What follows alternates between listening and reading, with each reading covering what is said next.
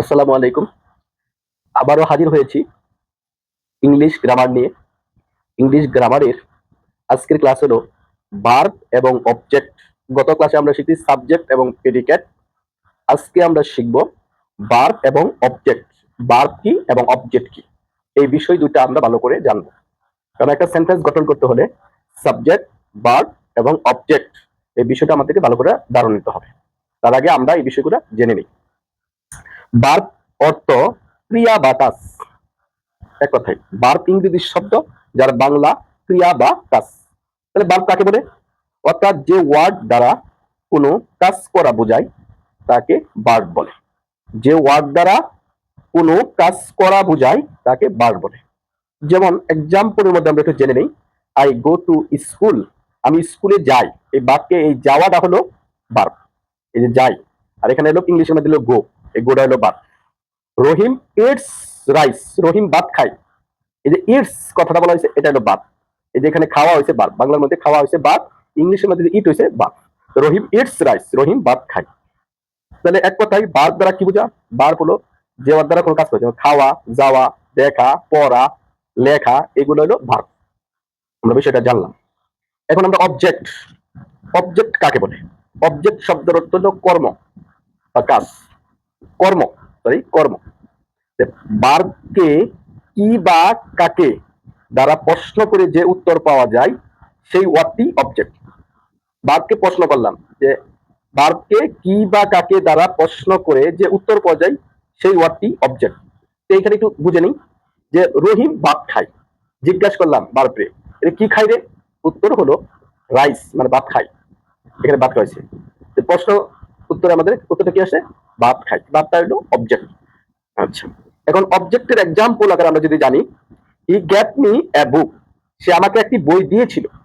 এই বাক্যটির মধ্যে দুইটি অবজেক্ট রয়েছে, আমরা লক্ষ্য করি দুইটি।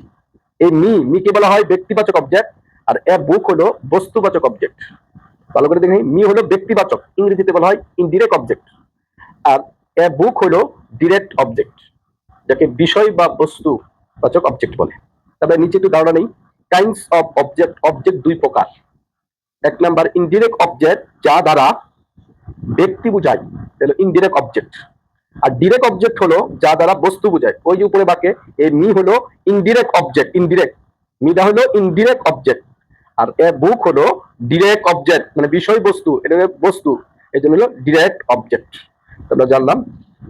এখন একটা জিনিস প্রশ্ন করতে যাই, যে তাহলে একটি ইংরেজি বাক্য গঠিত হয় যেভাবে, কিভাবে গঠিত হয়? ইংরেজি বাক্য ইংরেজিতে গঠিত করতে হলে প্রথমে সাবজেক্ট, ভার্ব, পরে হলো অবজেক্ট বা এক্সটেনশন। এখানে এক্সটেনশনের দেওয়ার কারণ কি? কারণ একটি বাক্যে শুধু অবজেক্টই থাকে না, সেখানে এক্সটেনশনও থাকে। একটি বাক্যে শুধু কি অবজেক্টই থাকে না, এক্সটেনশনও থাকে। এই জন্য এক্সটেনশন যুক্ত হবে, subject plus verb plus extension, subject plus verb plus object, সেটা ইংরেজি গঠিত হয়। ফর এক্সাম্পলের মধ্যে আমরা একটু ধারণা পাবো। হি হেল্পড হিম, আমরা তাকে সাহায্য করি।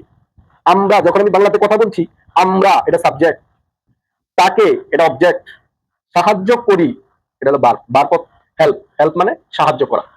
বাংলাতে আমরা যখন কথাটা বাংলা বলেছি, বাংলা বলার শুরুতে সাবজেক্টের কথা বলেছি, পরে অবজেক্টের কথা বলেছি, পরে ভার্বের কথা বলেছি। মানুষ যখন বাংলা ভাষায় কথা বলে তখন তার প্রথম কথা হলো সাবজেক্ট, পরের কথা হলো অবজেক্ট, পরবর্তী সে ভার্বের কথা বলে।